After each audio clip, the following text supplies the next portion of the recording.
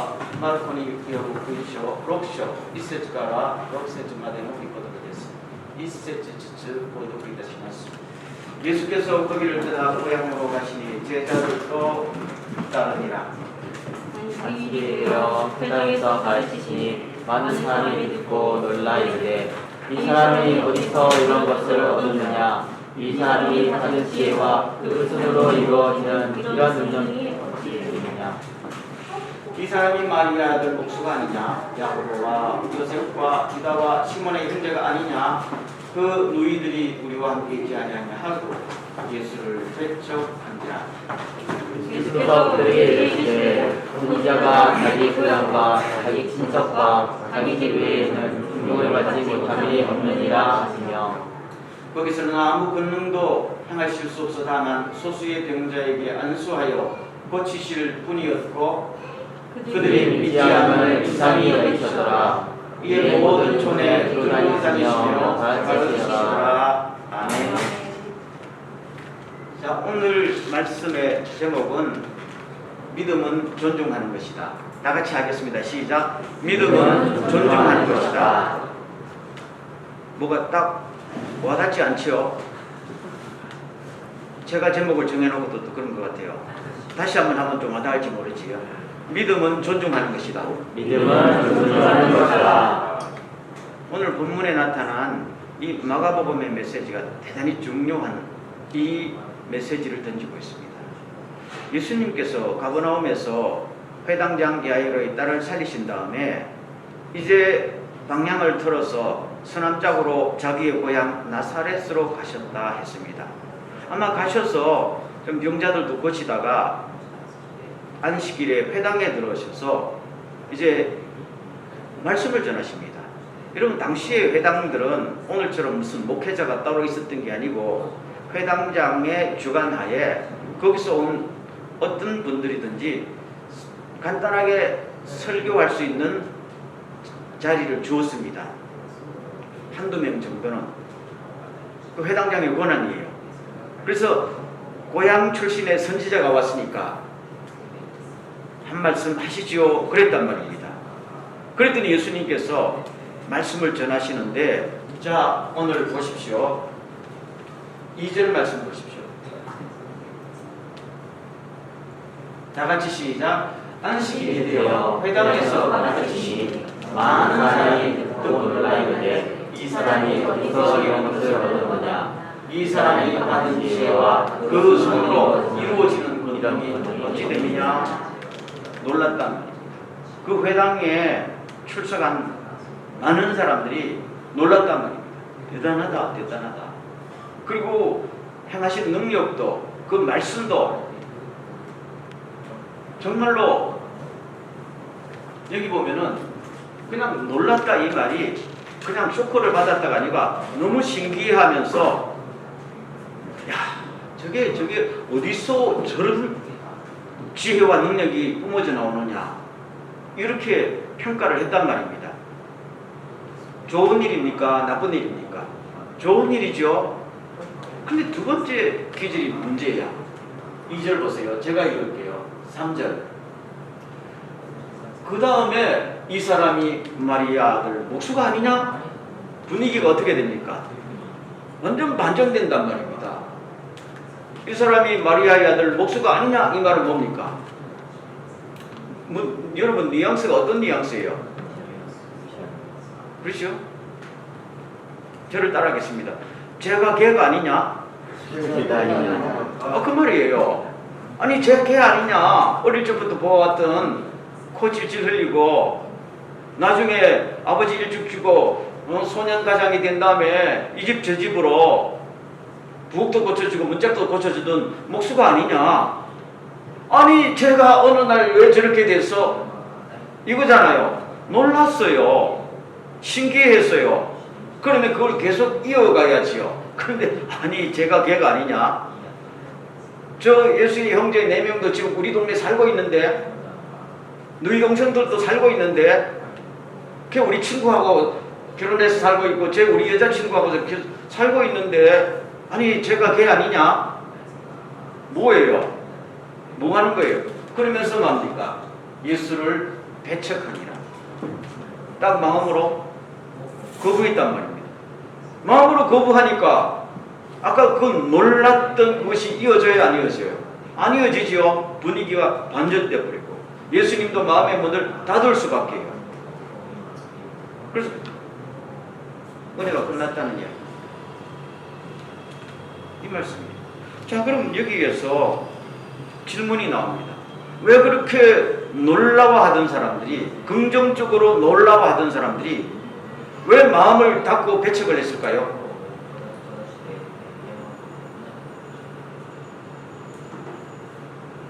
제가 방금 말씀드렸잖아요. 제가 걔 아니냐?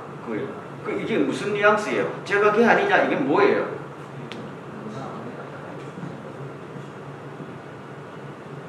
여러분들은 제가 걔 아니야 할 때 무슨 마음으로 그런 말 해요? 그렇죠? 그 존중하는 겁니까? 무시하잖아요. 딱 그거예요. 그래서 예수님의 그 다음 말씀 보십시오. 다 같이 시작. 예수께서 그들에게 이르시되 선지자가 자기 고향과 자기 친척과 자기 집 외에서는 존경을 받지 못하니 없느니라. 유대인의 속담입니다. 선지자는 자기 고향에서 존중받지 못한다. 딴 데 갔으면 다 위대한 스승인데 자기 고향에 와서는 뭡니까? 제가 그게 아니야 이렇게 보니까 하나님의 역사가 막혀버린다. 서양의 속담 중에 친하면 무시하게 된다라는 말이 있어요.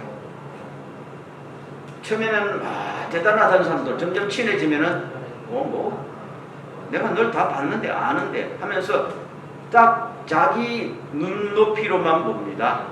사람은 그게 본능이에요. 친해지면은 자기 눈높이 이상으로는 절대로 안 봐요.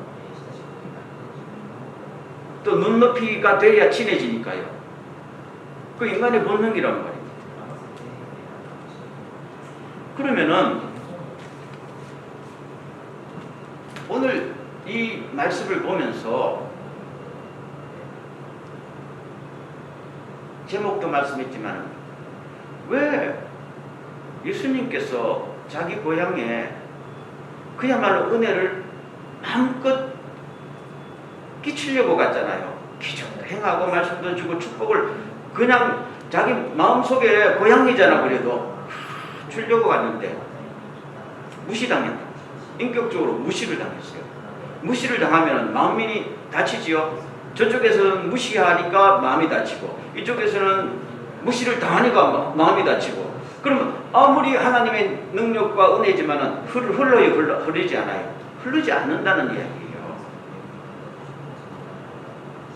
우리가 이걸 꼭 기억해야 돼요. 오늘 이 마가의 메시지가 바로 여기에 대단한 초점을 두고 있다.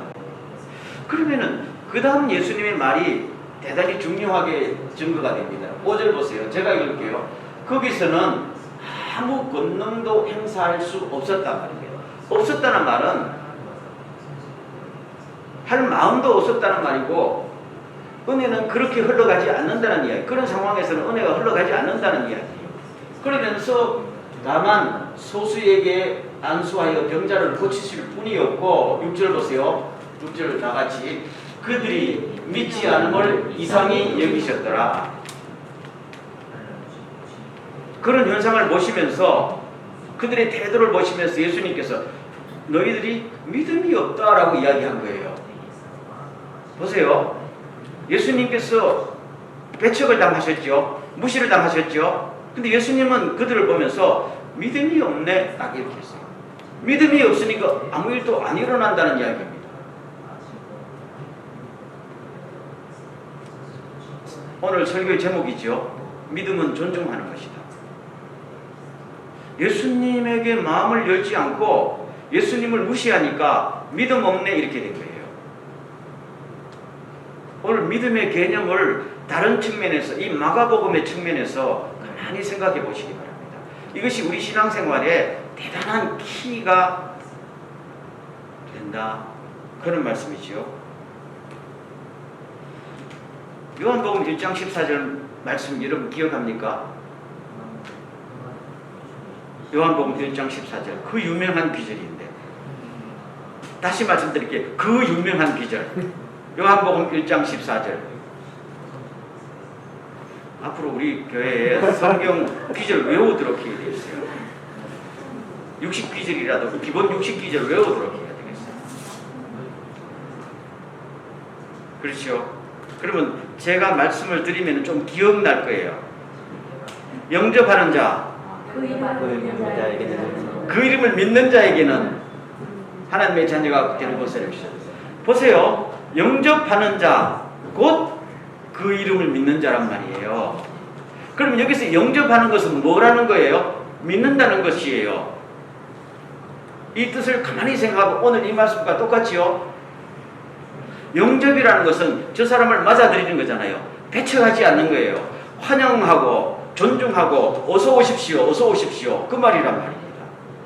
요한복음 1장에서 영접이라는 것은 그냥 손님 영접하듯이 하는 게 아니에요. 요한복음에 보면은 하나님의 아들이 자기 땅에 오매 자기 백성이 영접하지 않더라. 그러나 영접하는 자들은 이렇게 나온단 말입니다. 하나님의 아들이 자기 땅에 왔다는 것은 뭡니까? 왕으로서 이 땅에 오셨단 말입니다. 왕으로 오신 하나님의 아들을 자기 왕으로 모시지 않고 영접하고 십자가에 몰아내 죽였다. 그렇지만은 그분을 마음을 열고 왕으로 주님으로 모신 사람들은 하나님의 자녀가 되는 권세를 주셨습니다. 아멘. 누구든지 그랬다. 그러니까 여기서 영접한다는 것은 뭡니까? 당신은 나의 주님입니다. 나는 당신의 것입니다. 그거잖아요. 그래서 무릎을 꿇고 왕을 섬기듯이 딱 모셔들 때 거기서 뭐가 흘러요? 하나님의 축복이 흐르는 거예요. 그 축복은 그냥 병자를 고치는 정도가 아니고 하나님의 자녀가 되는 축복까지 줘버리는 겁니다. 조건이 있어요? 없어요. 신분의 기천도 없어요. 그냥 주십니다. 단 하나만 누굽니까? 무릎을 꿇고 주님을 모시는 사람. 은혜가 어떻게 흘러가는가 보여줘요. 그게 믿음이라는 거예요. 우리가 하나님을 믿는다 할 때 하나님을 무시해버리면 믿음이 성립됩니까? 안 되지요. 하나님을 사랑하는데 하나님을 무시하면 사랑이 돼요? 안 되지요. 우리도 그렇잖아요. 내가 저 남자 저 여자를 대단히 좋아하는데 만날 때마다 나를 무시해. 그 사랑이 자라겠어요? 안 자랍니다. 신뢰가 자라겠어요? 안 자랍니다. 우리가 하나님을 믿는다는 것은 그 전제 조건이 뭡니까? 주님을 사랑하고 주님을 존중한다. 그래서 은혜가 흐르는 거예요. 아멘. 이것이 빠진 믿음은 미신이에요. 우리가 무당한테 점치러 갈 때 무당을 존중합니까? 아니지요. 내가 목체 낸 만큼 답을 주라 그러잖아요. 그거는 무당 찾아가는 것이고, 우리가 하나님을 섬길 때는 그냥 하나님을 나의 주님으로 모시면서 주님 제가 사랑하고 높여드립니다 할 때 주님께서 너무 기쁘셔서 베푸시고, 이게 정상이지요. 이렇게 받는 은혜가 값진 은혜잖아요. 이렇지 않으면 은혜는 절대로 흐르지 않는다. 그런 말입니다. 다시 한번요. 믿음은 사랑하고 존중하는 것이다. 사랑하고 존중하는 것이다. 아멘. 아멘. 그럼 성경을 보면요, 제가 두 가지 예를 드릴게요. 이런 메시지가 마가복음에만 나오는 게 아니라 성경 전체에 흐르는 중요한 메시지예요. 구약 성경 열왕기하 5장에 보면은 나만 장군이라는 사람이 나오죠. 교회학교 학생들도 나만 장군 나오잖아요. 나만 장군은 문둥병자였다. 그렇게 나오잖아요. 아람 나라, 지금 시리아 쪽에 군대의 총사령관이었다. 그런데 문둥병이 들었다. 겉에는 아무리 화려한 옷을 입어도 속에는 문둥병인데 고쳐야 되잖아요. 그래서 소문을 들으니 남쪽 나라에 엘리사라는 선지자가 있는데 병 다 고친 자더라. 그래서 자기 나라 임금한테 가서 소개장 받아왔잖아요. 소개장이 아니고 그냥 큰 나라니까 작은 나라에 가서 윽박지르는 편지지요. 우리 장군이 갈 테니까 알아서 해. 이 편지 딱 도장 딱 찍어서 받아오고, 그것만 받아온 게 아니에요.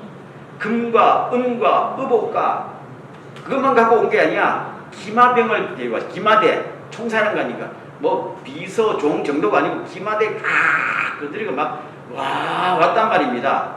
왔으면은 엘리사를 곧바로 찾아갈 것이지 이스라엘의 왕을 찾아간 겁니다. 다 가서 편지 탁 내놓고 이 사람 불러와 이렇게 된 거 아니겠어요? 그랬더니 왕이 너무너무 힘들어가지고 엘리사 보고 엘리사 그때 왕은 엘리사를 아버지처럼 모셨으니까요. 아버님이라고 불렀잖아요. 아버님이요. 죽겠습니다. 엘리사가 하는 말이. 그 나만 내한테 보내. 찾아왔는데 엘리사가 문 열어줬어요? 안 열어줬어요? 만나주지도 않았어요. 비서시켜서 가다가 요단강에서 7번 씻고 가면은 낫는다. 여러분 나중에 요단강에 갈 기회가 있으면 요단강을 좀 보십시오. 요단강은 한강과 여기 뭐 아라카와가 틀려요. 폭이 요 정도밖에 안 되는 흙탕물입니다. 물은 흙탕물이에요. 거기 절대로 들어가고 싶지 않아. 뭐 한국 사람들 가끔 가서 거기가 세례받는, 나는 그런 물에 세례받고 싶지 않아. 너? 보통 흙탕물이 아니에요.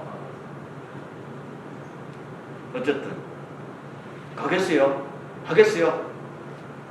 분노가 폭발해서 아니 사람을 어떻게 봐 하면서 화를 내면서 집에 쥐야 하고 돌아갔잖아요.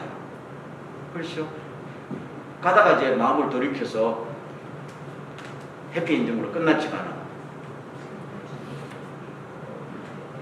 만약에요 나만 장군의 바람대로 하나님의 종 엘리사가 기가 죽어가지고 목숨이 두려워서 그러면서 오십시오 무릎 꿇고 나가서 이리 오십시오 이리 오십시오 여기 앉으십시오 나만의 생각대로 머리에 손을 얹고 쥐야 부르면 이렇게 해서 고쳤으면은 좋을까요? 병은 고쳐져도 하나님의 영광은 땅에 떨어집니다. 하나님이 자기의 종 되는 것이고 은혜가 뭡니까? 자기 가려운 데를 끌고 주는 것밖에 안 되잖아요. 하나님의 은혜는 그렇게 받으면 안 됩니다. 아멘. 절대로 안 됩니다. 그 대상이 하나님이잖아요. 천지를 창조하신 하나님. 그것이 인간의 인간의 손을 통해서 와도 엘리사를 보고 간 게 아니잖아요. 엘리사의 하나님. 그러면 하나님의 종 앞에서 무릎을 꿇고 제발 저에게 하나님의 은혜를 주십시오. 라고 할 때 하나님의 들어주시는 건 누구예요? 하나님이 들어주시고 그래 은혜를 드릴게. 그거잖아요. 근데 그 앞에서 어깨 힘주고 한번 해봐. 내가 지금 돈 줄 테니까 한번 해봐. 그거 뭐예요 그게? 원숭이 뭐 재롱 부리는 것도 아니고 그렇지 않다 하는 걸 성경이 강하게 이야기해요. 그렇죠? 때문에 오늘 나사렛 사람들이요 가장 하나님의 은혜를 받기에 가까이 있었잖아요. 가까이. 그야말로 우물 곁에서 목말라 죽는다는 말처럼 은혜의 한복판에 앉아있음에도 은혜 받지 못해서 영원히 글쎄요 재배된 동네가 되어버려요. 왜요? 무시하니까요. 하나님의 아들 앞에서 어깨 힘주니까요. 절대로 그러지 않습니다. 내가 당신이 하고 친하기 때문에 은혜를 주십시오. 이거 성립이 안 됩니다. 여러분 가만히 생각해 보세요. 사람은요 나하고 친하지 나한테 식사 한 끼 사라 뭘 도와주라 그건 성립이 되는데 은혜는 절대로 안 돼요. 은혜는 친하다고 오고 가는 거 아닙니다. 기억하세요. 신앙생활이 익숙하다고 오고 가는 거 아니에요. 교회 오래 다녔다가 은혜가 나한테 흐르는 건 아니에요. 은혜는 누구든지 간에 하나님 앞에 무릎을 꿇어야 됩니다. 우리 크리스찬들이 가끔 그 법칙을 잊어버려요. 특별히 누구요? 신앙생활 오래 한 사람들 잊어버려요. 하나님이 너무 익숙해지니까요. 신앙생활이 익숙해지니까요. 하나님 앞에서 어깨 힘주더라고. 나도 헌금도 많이 하고 나도 봉사도 많이 하는데 은혜 안 줘요?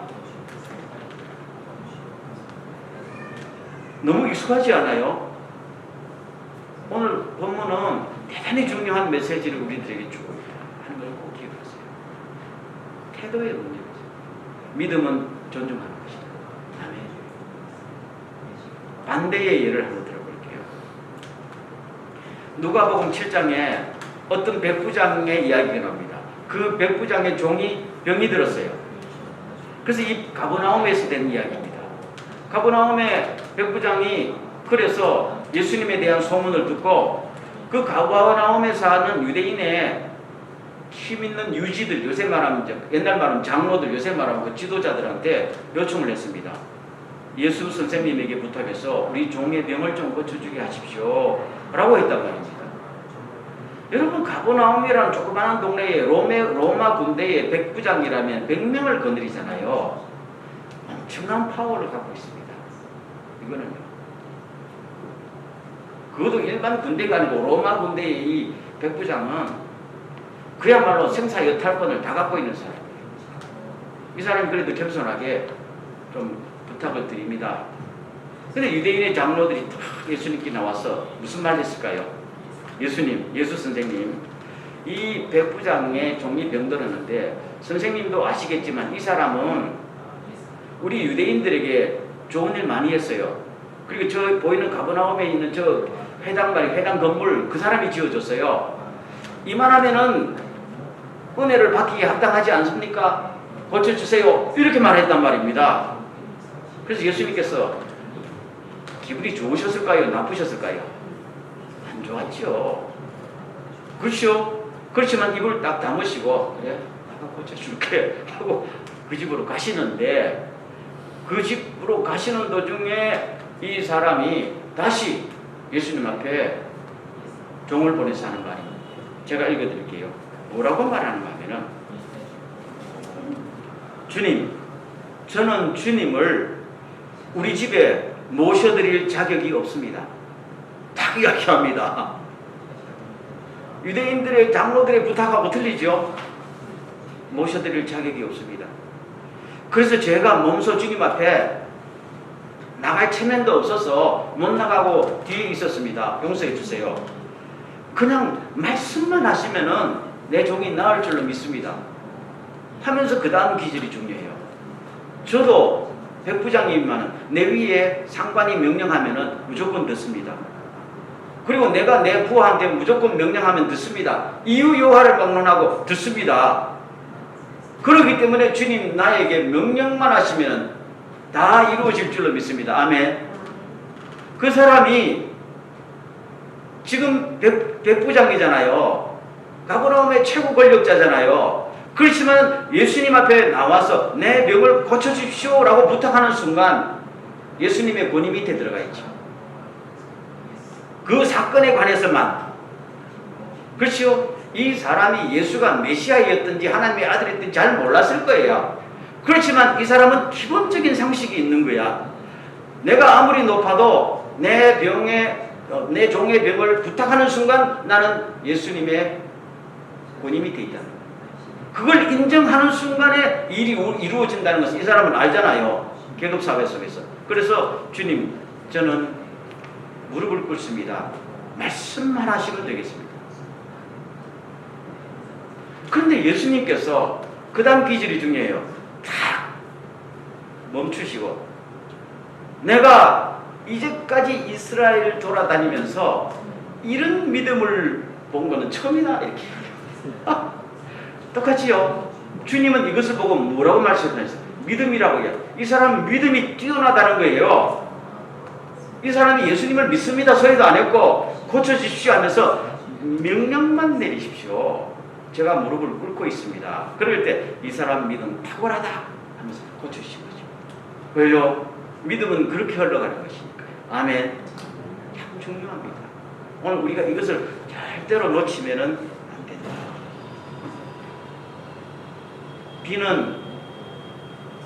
비가 쏟아지면은 어디에 고입니까?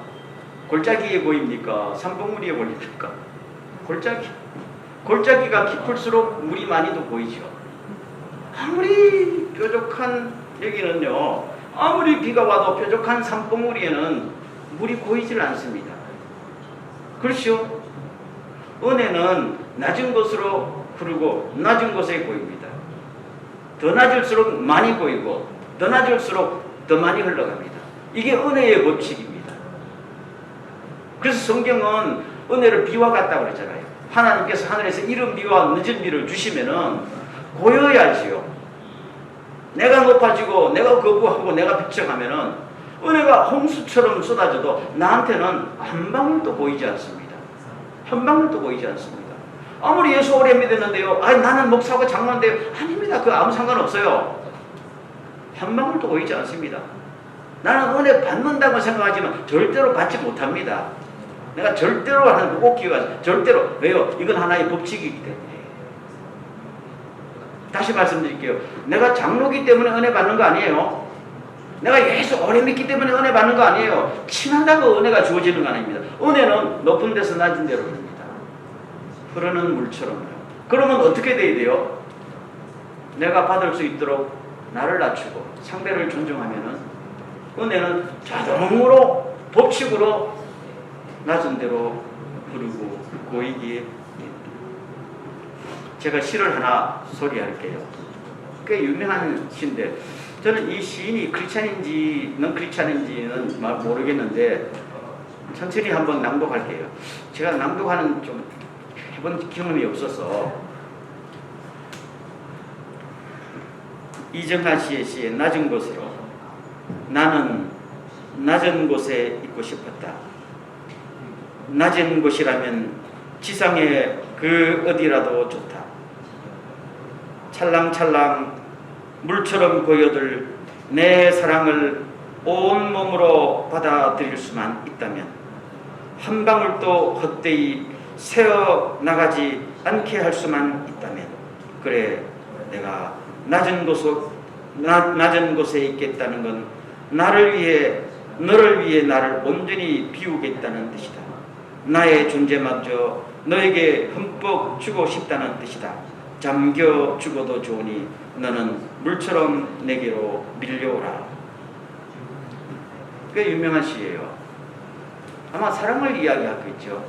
내가 당신의 사랑을 한 방울이라도 더 받으려면 내가 낮아지고 싶다.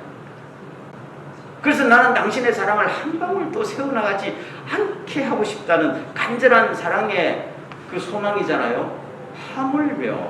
하물며 우리가 하나님의 은혜와 사랑과 축복을 받으려면요, 그 축복의 기회, 축복의 그 은혜의 한 방울이라도 나한테서 새어나가지 않게 하려면 내가 어떻게 해야 돼요? 똑같아요. 나는 낮아져서 한 방울도 밖으로 새어나가지 않게 되기를 바랍니다. 아멘. 우리의 이 태도가 참 중요해요. 오늘도 우리는 은혜의 홍수 속에 살고 있습니다. 정말입니다. 인터넷 들어가서 한 번만 하면 수많은 설교도 있고요. 핍박하는 사람들도 없고요. 모임도 많고요. 기도할 시간도 없는 것도 아니야. 많아요. 그런데 우리의 그 태도가 중요해요. 주님, 제가 주님의 은혜를 한 방울이라도 받으려면은 어떻게 하는 것이 좋을까요? 라는 이 질문을 늘 하시기를 바랍니다. 나는 왜 이렇게 기도 응답이 안 될까요? 왜 나는 하나님의 복을 못 받을까요?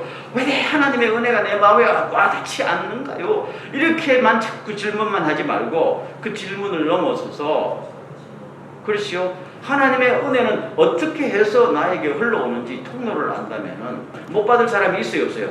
없습니다. 그래서 성경 말씀, 너희가 진심으로 나를 찾고 구하면 만날 것이다. 그거잖아요. 근데 오늘 우리 현대인들이요, 제일 힘들어하는 게 뭘까요?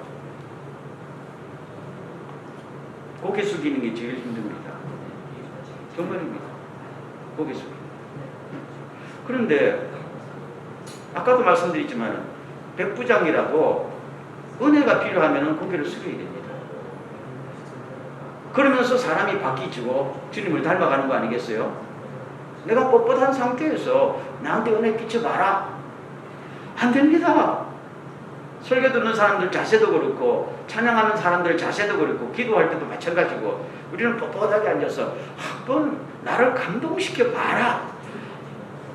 주님께서는 가서 요단강에서 씻고 가라 이렇게 말씀하실 수도 있어. 그러면은 그렇죠. 우리 태도가 정말로 사모해야 돼요. 사모해야 돼요. 그래서 이 본능적으로 고개 숙이는 걸 거부한다면은 이것을 훈련을 통해서 주님을 닮아가는 인생으로, 겸손한 인생으로 바꾸면 되는 거 아니에요? 그게 훈련이잖아요. 여러분, 영어 단어에 겸손이라는 단어하고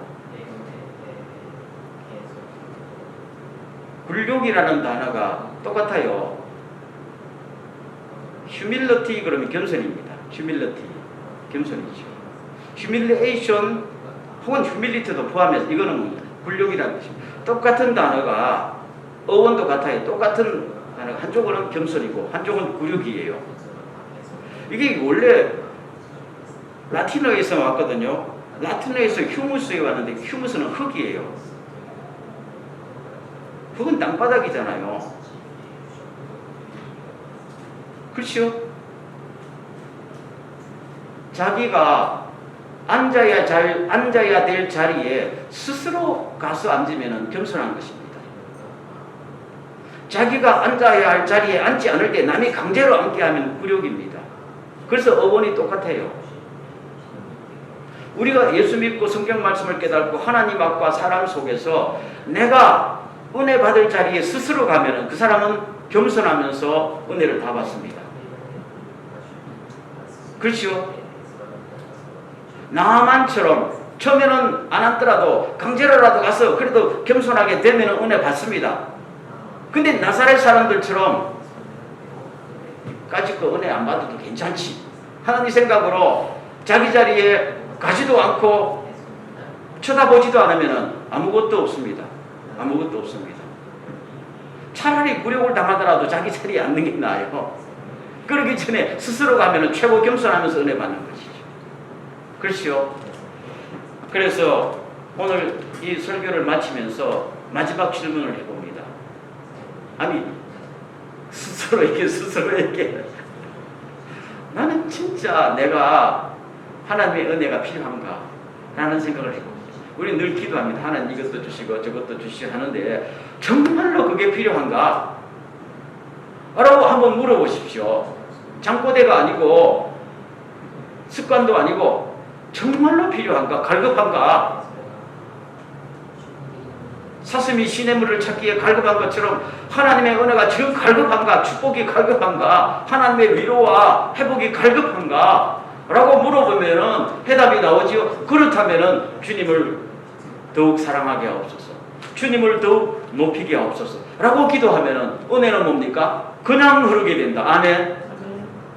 주십시오, 주십시오 안 해도 그냥 흐릅니다. 주십시오, 주십시오 하면서 뻣뻣하게 줘봐라, 줘봐라 이렇게 되면 안 흐르고 그냥 사랑하고 높이면은 주님은요 주십시오 소리 안 해도 알아서 흘러요. 알아서 흘러요. 비는 항상 내리니까.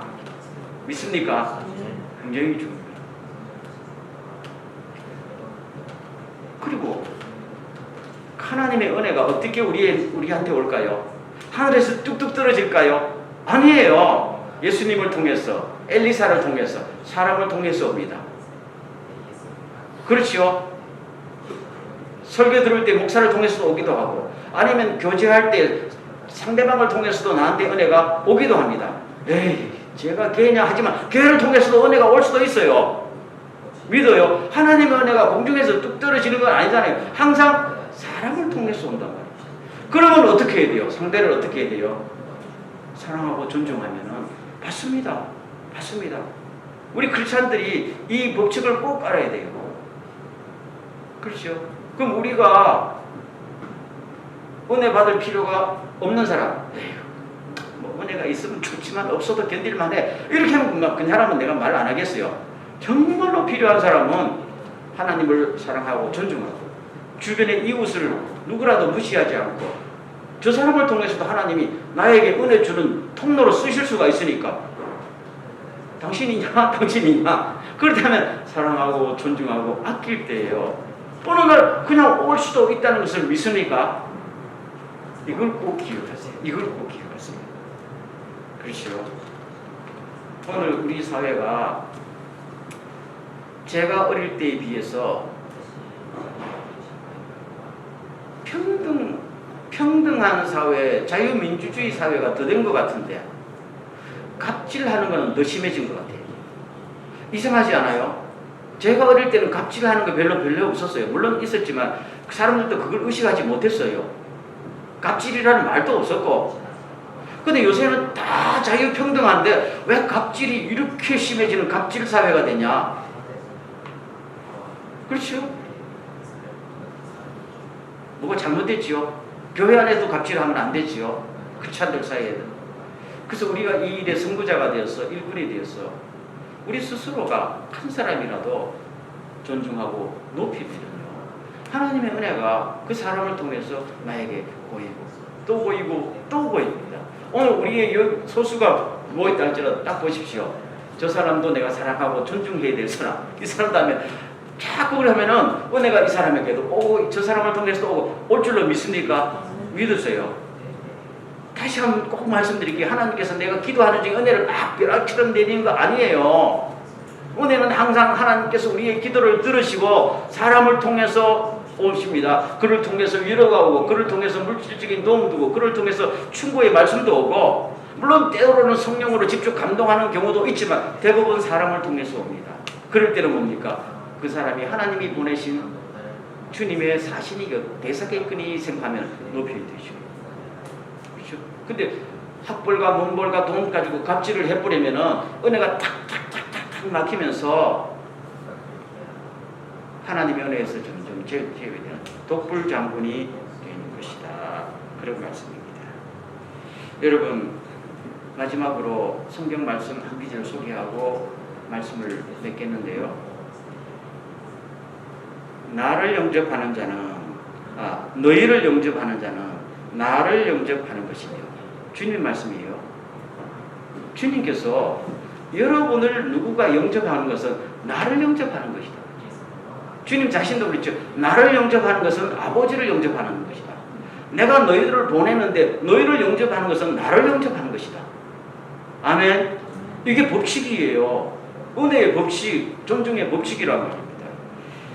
나를 영접하는 것은 나를 보내신 하나님을 영접하는 것이다. 누구든지 예언자를 영접하면은 예언자가 받는 상을 받을 것이요. 아멘.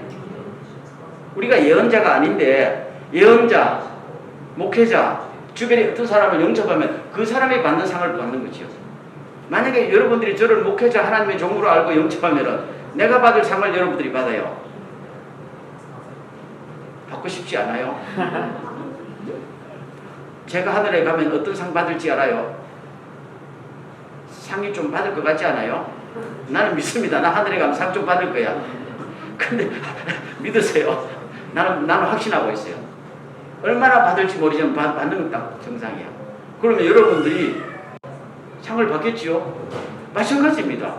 내가 만약에 가해자매가 하늘나라에서 상을 받을 것 같으면 가해자매를 하늘에 상 되게 받을 것이다 라고 내가 생각하고 있잖아요. 그러면은 내가 가해자매를 사랑하고 존중하면은 똑같은 상을 받을 것이잖아요. 수지 맞는 장사지. 수지 맞는 장사지. 왜 사람을 그렇게 갑질해? 그렇죠? 여러분 인격을 무시하는 것은 범죄 행위입니다. 현대사회에 그런 죄가 없지만 성경은 인격을 무시하는 것은 범죄 행위라고 그랬어요. 누가 말씀하셨어요? 예수님 말씀하셨어요. 이웃을 보고 라가라 하는 사람은 그런 사람은 지옥에 떨어진다고 그랬어요. 인격을 무시하는 것은 지옥 갈 죄에 해당된다는 것이다. 누구의 말씀? 예수님께서 마태복음 5장에 말씀하셨어요. 우리 크리스찬들은요 주님의 말씀을 꼭 기억하면서 오늘 설교 다시 한번 이건 제 설교인데 그냥 같이 나누고 부탁드리고 같이 가야 되는데요. 하나님을 사랑하고 존중하십시다. 아멘. 이웃을 사랑하고 존중합시다. 존중과 사랑을 통해서 은혜와 축복이 흘러옵니다. 하나님 주십시오. 그냥 하나님을 윽박지르거나 왜 안 줘요? 당연한 듯이 하지 말고 그건 하나님을 기계적으로 믿는 거잖아요. 그건 우상숭배나 똑같은 거예요. 그냥 무릎 꿇고 주님을 사랑하고 비라고 하게 되면 내가 이것도 주세요 저것도 주세요 안 해도 하나님께서 뭡니까? 비는 그냥 흘러내린다. 아멘. 오늘 우리들이 이러한 깨달음 그럼 얼마나 좋아요. 얼마나 좋아요. 공동체로 사랑으로 존중으로 가득 차고 우리 삶도 풍성해질 줄로 믿습니까? 아멘. 이런 은혜와 축복이 넘치기를 주의 이름으로 축원합니다. 아멘. 네, 한번 기도하고 마치기로 합니다. 이 시간 기도할 때 주님 더욱더 주님을 사랑하고 높이게 하시고 더욱더 나의 이웃을 사랑하고 높이게 하여 주시옵소서. 그래서 하나님의 은혜가 나의 삶에 우리 공동체 안에 충만하게 하여 주시옵소서. 다 같이 통성으로 기도합니다.